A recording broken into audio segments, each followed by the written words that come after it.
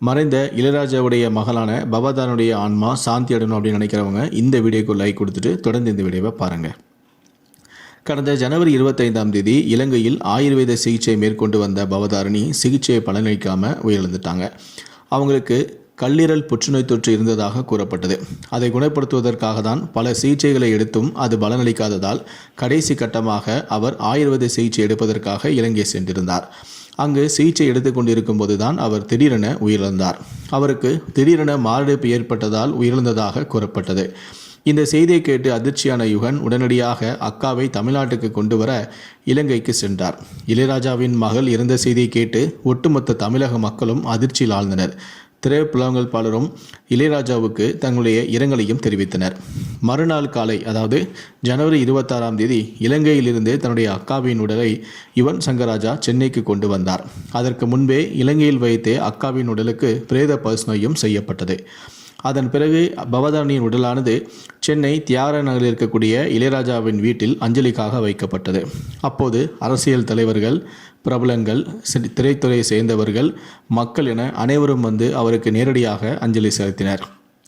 அதைத் தொடர்ந்து ஆம்புலன்ஸ் மூலமாக இரவு அவரது உடலானது இளையராஜாவின் சொந்த ஊரான தேனி மாவட்டம் பண்ணைபுரத்திற்கு எடுத்து செல்லப்பட்டது. மறுநாள் பண்ணைபுரத்தில் அம்மா மற்றும் தன்னுடைய தாயார் இருக்கக்கூடிய இடத்தில் அருகிலேயே தன்னுடைய மகளையும் நல்லடக்கம் செய்தார் இளையராஜா. பவதாரணி இறப்பதற்கு சில நாட்களுக்கு முன்புதான் இவருக்கு புற்றுநோய் 4வது ஸ்டேஜில் இருக்கும் உண்மையே தெரிய வந்திருக்கிறது. இத்தனை நாட்களாகவும் வயிற்று வலியில் அவதைப்பட்டிருந்த பவதாரணி அது குறித்த உண்மையை சரியாக தன்னிடம் குடும்பத்தாரிடம் சொல்லாமல் அலட்சியமாக இருந்ததாலேயே நோய் இவ்வளவு தீவிரமாக இருக்கிறது என கூறப்படுகிறது. பவதாரணி 30க்கும் மேற்பட்ட படங்களில் பின்னணி பாடகியாக பாடியுள்ளார். அது மட்டுமல்லாமல் ஒரு சில திரைப்படங்களுக்கு இசையும் அமைத்திருக்கிறார்.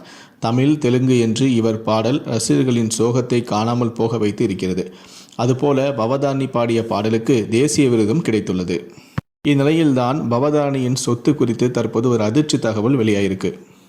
பவதாரணி தன்னுடைய தம்பியான இசையமைப்பாளரான யுவன் சங்கர் ராஜாவிற்கு ஒரு அம்மாவை போலதான் இருந்து வந்திருக்கிறார். பல உதவிகளை தன்னுடைய தம்பிக்கு செய்திருக்கிறார். ஆரம்பத்திலிருந்து இவனை இவ்வளவு பெரிய மிகப்பெரிய இசையமைப்பாளராக உருவாக்க பவதாரணி தான் அதிக முயற்சி எடுத்துள்ளதாகவும் அதற்கு துணையாக இருந்ததாகவும் இவனே ஒரு மேடை நிகழ்ச்சியில் கூறியிருக்கிறார். ஆரம்பத்தில் இவனுக்கு மியூசிக் என்றால் என்னவென்றே தெரியாத நிலையில்தான் இருந்தாராம். அப்போது பியோனோவை அவரிடம் கொடுத்து இதனை நீ உபயோகித்து சீக்கிரமாக பழகிக்கொள் என்று கூறி இவனை பியோனோவை முழுமையாக கற்றுக் கொடுத்து அவனுக்கு ஆசானாக பவதாரணி தான் இருந்திருக்கிறார்.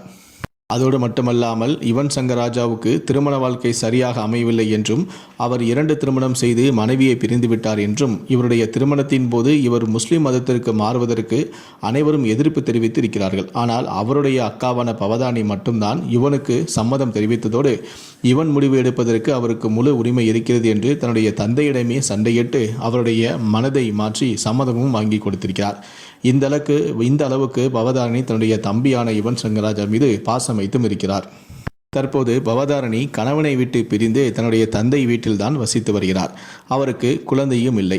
இதனால் தன்னுடைய மொத்த சொத்தில் ஒரு பகுதியை தன்னுடைய பிள்ளையாக நினைத்த தன்னுடைய தம்பியான யுவன் சங்கர் ராஜா மீதும், மீதிருக்கக்கூடிய சொத்தில் ஒரு பகுதியை அனாதை மற்றும் முதியோர் இல்லத்துக்கும், அதில் ஒரு சில பகுதியை எடுத்து ஒரு இசை கல்லூரியை தொடங்க வேண்டும் எனவும், மேலும் இருக்கக்கூடிய சொத்திலிருந்து வரக்கூடிய வருமானத்தில் வைத்து இசைத்துறையில் இருக்கக்கூடிய நலிவடைந்த கலைஞர்களுக்கு உதவி செய்ய வேண்டும் எனவும் அவர் உயிர் எழுதி வைத்திருப்பதாக கூறப்படுகிறது.